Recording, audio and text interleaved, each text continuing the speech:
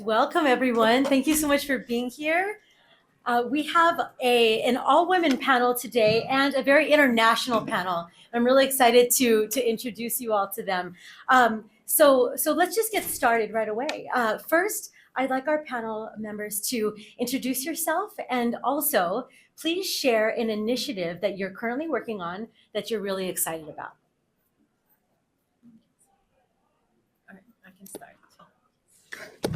Hi, everyone. Thank you so much for being here. I'm very excited to be here with all of you. So my name is Mariane. I've been leading engineering teams here in the Bay Area for the last 15 years.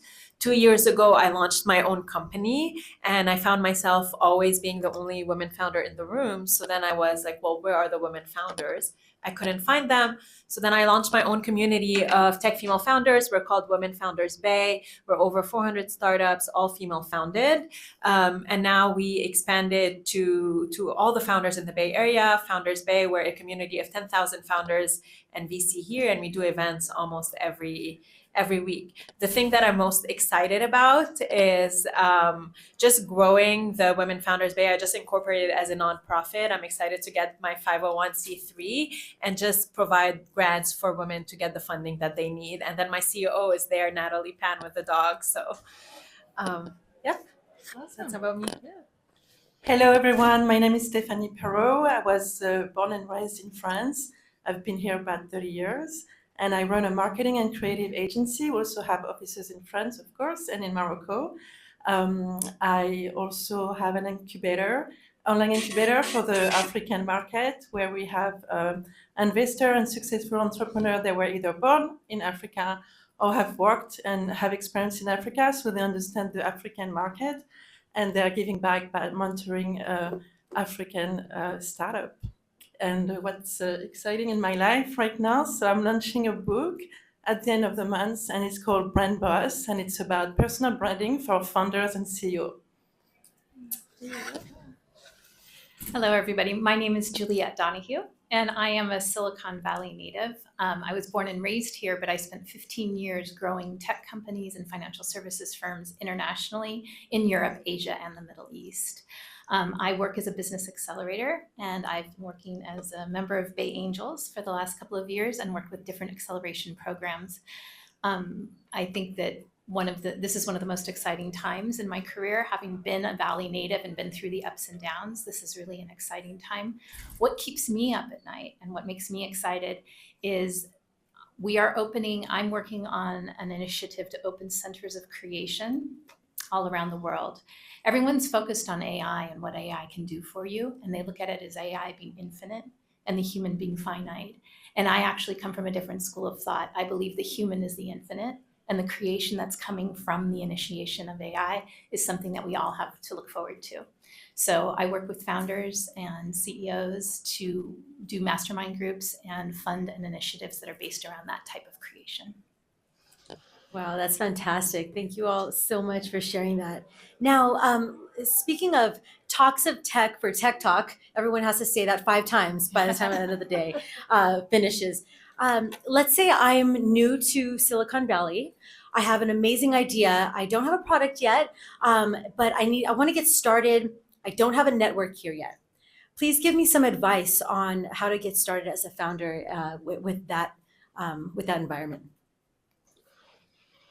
Yeah, so I can tell you a little bit my story. So I didn't have a large network in the past, but about 1.5 years ago, I decided to start building a network here in Silicon Valley. And I started going to different types of events. Every day, there's at least 10 events happening. For Tech Week, there's 60 events happening in one day. There's tons of founder and VC events, and I report on them in my newsletter. So if you go newsletter.foundersbay.com, you'll receive a list of them every week. And start meeting people. But I think for networking, the trick is a lot of people, like as soon as they meet other founders or VC, their mindset is like, okay, well, what can I get from them? Do I pitch them my idea? That's not the right way to network. The right way to network is to really want to build meaningful connections with people, because at the end of the day, whether they're VCs, whether they're founder, they're still people. There's a great book that I read called 98 Ways to Talk to Anyone. And then it teaches you how to open the conversation, how to make them talk about themselves so that they feel good, and then they'll always remember you that way. And that's how you slowly build your network. Great advice. All right, I'm gonna go for it. So I would start with knowing who I am, what I'm here for, and I would be looking for a team. But before looking for a team, I would want to craft my story and really align with what I want, because I truly believe like we attract what we're looking for. So having it figured out, I think it's a good strategy to know who you are and where you're going and who you want to meet, because we have the best place in the world that we can be. When I go abroad and I tell people I'm from the Silicon Valley, they're like, oh my God, you're so lucky. There is so much support over there. There is all those VCs and you have such a great like net of help. And so this is the right place, but really having a strategy into who do you want to talk to and what would be the process, and to look also for a team. And for me, if I would be looking for a team member for my startup, I would definitely look for someone who is my opposite first. I would look for 3 people, not 2, because I think it's not enough to bounce back ideas. So I would look for someone who is my opposite, which is a CTO, because I'm not technical at all. I'm marketing and creative. And I would look for someone who's extrovert also. And that is very highly specialized into the startup that I'm building the product or so that's that would be my first thoughts for getting into the network system of the Silicon Valley. All right, and I think that I have a little different perspective. So one of the interesting things about being a native from the Valley is we realize how much iteration is a really important part, and that every iteration can't be successful or we actually don't have perspective on what's going on. So a couple of different things. One is that right now we hear a lot in consciousness and stuff about people getting up and meditating in the morning and doing things in the morning. I think there's a value every single morning of getting up and spending time with the iteration of what you're doing in those quiet hours before you actually have your first meeting, and actually sitting in that space and letting it grow and cogitate. It's something we don't talk a lot about because it's actually kind of mixing a different, meditation, bringing in what we're doing for business, but it's actually tapping into your gifts. So that's the first thing I'd say. Second is the whole idea of a fireside chat or a place where you can have popcorn go off as you're moving through that iteration with other people and getting reflections back to you. And then the third thing I'd say is that when I'm gathering a team, I wouldn't only look at what on paper looks like a successful team. I'm interested in the iterations. At Bay Angels, when we sit and we have people come through, the best presenters, the people who actually come through with the ideas that are the best flesh, are those who've actually been through it multiple times and that are looking at fractals of how to get through the different challenges. So I'd like to just recommend that you really look for a team that has wide breadth within that.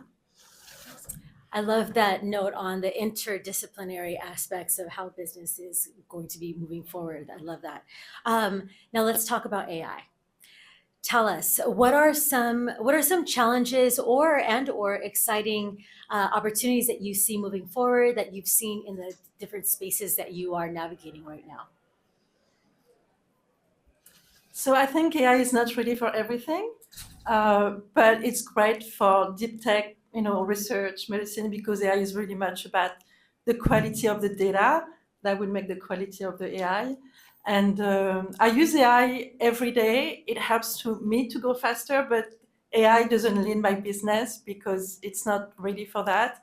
But I think one day we'll get pretty close, but it's not today, not in sales, not in marketing.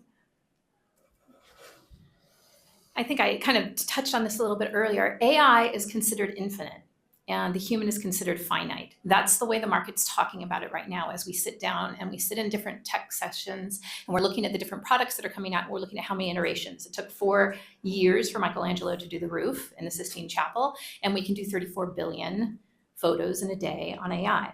We look at it, one is infinite, one is finite. But what I believe is going to happen is we actually are going to flip the paradigm. That the paradigm is the human is infinite and AI is finite because you can only program it linearly in a certain direction, okay? So I feel that this is the opportunity for creation and creativity innovation to actually shift and change. So that's what I would say about AI. It's really an exciting time, and you can hear it across the panel in the different applications that they're doing. I'm curious from the audience, who here is a founder? Awesome. Who here is a engineer operator? All right, and VCs? Okay, so I'm going to speak to the founder out there. A few challenges that I see with like building an AI company is like, whether we like it or not, most of the companies will become AI wrappers, right? Just because it does not make sense now to build your own LLM. Like the pace of innovation with ChatGPT, with especially like now O1 is coming up, is moving really, really fast. So what does it mean for you? How do you differentiate yourself in such like a competitive market? And it's the value of your data. And when VCs are considering investing in you, if you have proprietary data and if you have a data set that other people don't have, that's your unique differentiator. So now how do you acquire data? So there's a few ways. The most complex way is to go and to scrape data from a website, but that is very, very complex because you need to take a large amount of data and then make it into structured data.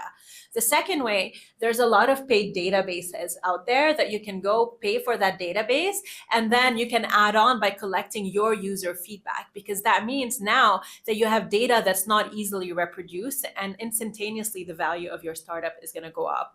And the third way is through APIs. There's so many publicly available APIs out there to capture data, and it's the easiest way to do it, because then you can just do a script that captures the same data every like week or two. So data for AI, that's one of the things that I recommend. One of the biggest industry that I see is due for disruption because of AI is healthcare.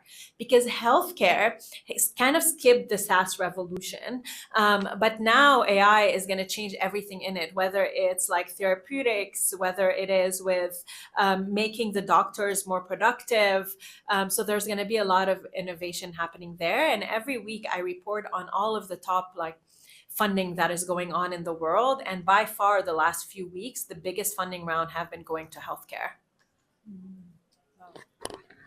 Thank you. That's useful information. And can I have the founders raise their hands again? I want to see. Okay, got it.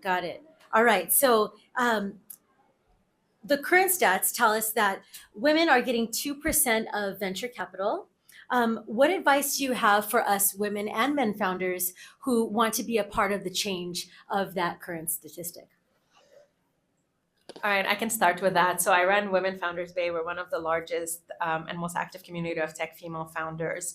And I speak to both men and women to really be able to change a kind of a culture where a lot of the founders traditionally where, like if you think about a founder, you think about a man founder. If you think about an engineer, you think about a man. We need to change that perception. And that starts with having women be louder on social media, having women on panels, having women in events. So every single one of you, what you could do is that if you go to an event and then you see that there's not enough on the panel, speak up. If you are organizing an event like Martin here, put women on the panel so that when someone goes to an event and they see that, okay, 90% of the attendees or 90% of the panelists are men, they start feeling that something is wrong. And that's how you change culture. So in all of my events, so we're doing an AI for Good event today. We have 500 registrants. Half of them are men, but 13 of the founders pitching are women. So it just starts by giving women voices to be able to be heard so that one, they can grow their startup and we can start changing the conversation and the perception that founders are men. I want to go ahead and take that also. I think one of the things that we see here in Silicon Valley is we often see the institutional kind of private equity or venture capital have been predominantly men in the past. That's just the history of what was. But what we're seeing is women have money, and we're seeing in the angel investing firm, and I can speak of this from the different organizations where I've sat on panels for pitch deck review and pitch deck funding, that we're seeing the women stepping forward in these angel investment firms because they're stepping forward for things that have impact, because they're tied to some sort of impact in the world. And it doesn't mean that they're tied to a women-only impact, but any sort of impact. You You see them in those companies, you see them in those investment locations. And so as you're building your startups, ask yourself, what is my type of startup? You will run into more diversity the more you look at impact as a general result of whatever it is you're creating. Does that make sense? If you're creating something that has impact, the people who've worked to have the money will look to have an impact in something that means something to them. So I find that angel investing is a great place to find it. Groups such as Bay Founders is an excellent place to have it. And anything that has an international bent, because they've had to come into something that is of value to them. I completely align with Mariane and Juliette. And I think it's, it doesn't look good, 3% for sure. That's 2%, right? Yes. And I went to an African event yesterday and it was for colored women, it's 0.3%. So, but I'm positive. I think things are changing. Look at us today. And there's tons of group out there, and there's even investors today that just will only invest in female founders. So the light is here and it's shining on us. So just show up. So you all have seen thousands and thousands of pitch decks.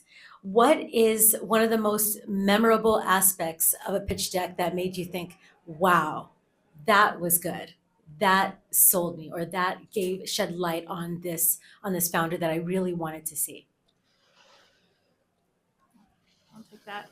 I actually was looking at pitch decks through Bay Angels, and we had a gentleman from Africa who submitted a deck for something that you would think is a very standard solution, an accounting solution that used AI in order to maximize it. But his bent towards making an impact in the world made it a completely different solution than what you would anticipate if you put AI and accounting, right? Two things that are absolutely structurally kind of fixed and limited and linear. And his impact on how he saw and moved that through actually made a really big impact on me. And I think that what we find that it doesn't matter if you're men or women, if you're making an impact and doing something that's actually bending, shifting, and changing, like how things are perceived, it's not just reiterating under a new structure. So I want to just encourage that kind of opening for everyone in the audience to kind of feel into what it is you're looking at and find how to position that in a little bit more of an open way. And look for doing fireside chats with other people where you can do popcorn and really have those experiences. So I've seen tons of pitches, and a lot of founders have this conception that, okay, pitches should just give you information about your company, right? Being, okay, this is my business model, this is what I'm doing, this is my market size, etc. But the pitches that resonate the most with investor are actually the one that takes you on a journey. And we want to hear about your why. Like, why are you doing the things that you're doing for your startup? Again, people relate to people. So if you have a why, if you have a story, then talk about your own story. So one of the most influential pitches that I saw was a woman who talked about how she lost her best friend when she was very young to cancer. And that's why she created this amazing device. She could have opened her pitch with saying, well, I'm just doing a medical device and this is my market size, etc. But because she shared her why, she kind of took us in. And I will always remember that pitch because every single one of us was like in tears. So start with your why, start with your story, and that's going to resonate way better with investors and with whoever you're pitching to. So I have one particular startup that it's called Afterlife, and they recycle food waste into fertile ground where they can grow mushrooms, and that just wow me. It sounds very simple. There's not much technology into it, but it's like the circle of life, and I just wish everybody would come up with ideas that really solve a problem for our world, because I think we take it for granted, and the planet will survive, but we might not too. And I would like to see more awareness about that. And this is why really that startup impacted me and is memorable to me. Fantastic. This is such a valuable wealth of knowledge here that I want the audience to be able to ask questions. So questions from the audience. Let's see. Questions from the audience. Okay, yes. What would you say the right balance is of having a pitch deck be telling a story, but also obviously focusing on important business fundamentals? So you open up with your story, you bring people in, and then once you kind of told your why and your story, your problem statement, then you can go more into, your traction. But talk in your pitch, always talk about your team, who you are, and talk about like your market size. Sell them on the dream that this is $1 billion company, and then they need to invest in you now, or they're gonna miss out on the biggest. They're gonna have the biggest regret of their life. So basically, that's how you do it. Okay, yes. Well, if you see the history, the women vote was only 70 years ago, more than 70 years ago, but it's too short. Now every woman can have the opportunity to study, to do whatever they choose, at least here, no? And how what do you suggest for women if they are not less or they are not more because are women? So how can you suggest an opportunity to bring the women talent as everybody talent, no? And to do whatever they want. I think one thing that's really important to realize, because we're spending a lot of time in the world right now talking about women and how they've been underrepresented, or even minorities. There are allies in every corner. You just need to look for them. I don't want to paint a picture that there are not allies in Silicon Valley. I was lucky enough to work on the Google IPO. I worked on the HP Compaq merger. I've done 22 M&As. I've had opportunities, but that's because there are allies in every corner of people who get to know each other. Those people aren't necessarily the ones who've come in and done one startup and they're done. They're actually people who have the grit to stay here and go through the down times and come back in the later. And I think that's something that women have as an innate part of them because of their role as caretaker. You just stick with it and you move through it. There are a lot of allies in the Valley. There are organizations, there are funding groups, there are social organizations, ethnic organizations, geographic organizations, and I think it's really a question of finding the one that resonates with you. So I really want to be clear that I think that while there is a lot to be done, there are allies and they are stepping forward. And the ones that are stepping forward are collaborating with others. The ones that are stepping forward, we are moving into a world of collaboration. And if they're not collaborating, you have to ask, why are they feeling challenged to not open up their perspective to another one? So collaboration between the different things is something I would look for. So I would say, believe in yourself, love yourself, know your gift, and go with your gift. You'll find your people. The world is ready for you. So, but are you ready for that world? So at the end of the day, right, we're all in this together, men and women, and we need each other. There's so many studies that shows that the more diverse a team is, the better for business it's gonna happen. And actually, one of the person who pushed me to start my women group is a man. So it's not like men vs women. We are all in this together and we all want to make it work. But for women particularly, one advice that I would give is to be able to take risks. Don't be comfortable with comfort, because when you put yourself in a situation where you can take risks, where it feels a little bit uncomforting because you're like, okay, this is a bigger project that I can take, that's when you learn so much and that's when you can advance quickly in your career. So always push for a little bit more. Take on that project, take that promotion, ask for it if you're not given it, start companies if you need to, and that's how you can expand your knowledge and we can have more women in leadership and more women starting companies. There's something I would like to add is also start to build your audience as soon as possible. Even if you don't have a startup with you, you haven't even have an idea about anything, but start to bring to the world your expertise, your gift, whatever it is. It can be cooking, it can be technical, it doesn't matter, because you'll find your people. And so like, for example, like for me as a marketer, so I go on LinkedIn, I would look for 5 people that are very close to what I'm doing, but not exactly what I'm doing. And we have the same target audience. And I would start commenting. It's not just like I would post on my, of course, I would do, post and being consistent and so on. But I would go on other people platform, other influencers that have the same target audience as I have. And I would bring value to whatever they're talking about in their post. And I will start to engage, and they will start to engage with you, and their people will start to see you. And so it's one of the ways that you can get started, and you can do that anytime. And you don't need a product, you don't need a startup.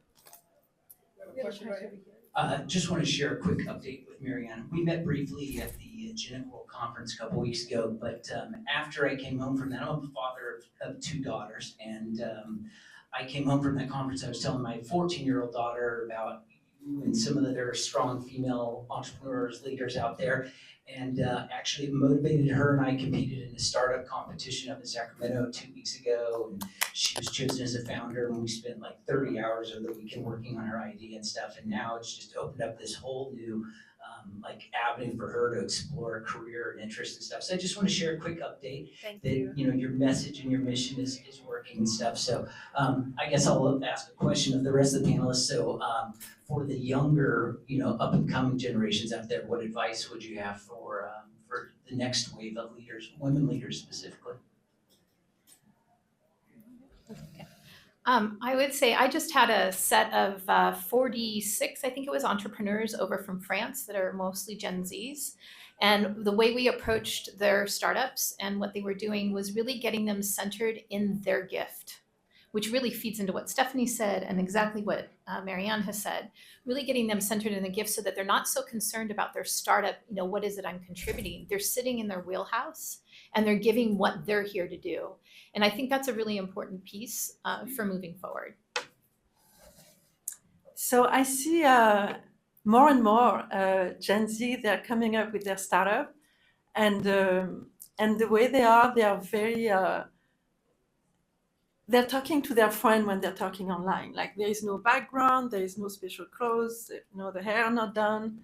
And it's very like raw, and they build audience super fast. Like I know one he's building an app, and he's at the university because he's still a student, and he talks from his dormitory, and he's having he's at school at the university, and there is like all those seats, and he's seeing like the other people that are looking at his app, and he's filming them, and he's like look, and it's just so like you feel like you're part of the startup. Like you go, like you're in the restaurant, you want to see what's happening in the kitchen. It's kind of like that, and it's really just the more people are themselves, the more they will attract, because this is very sexy.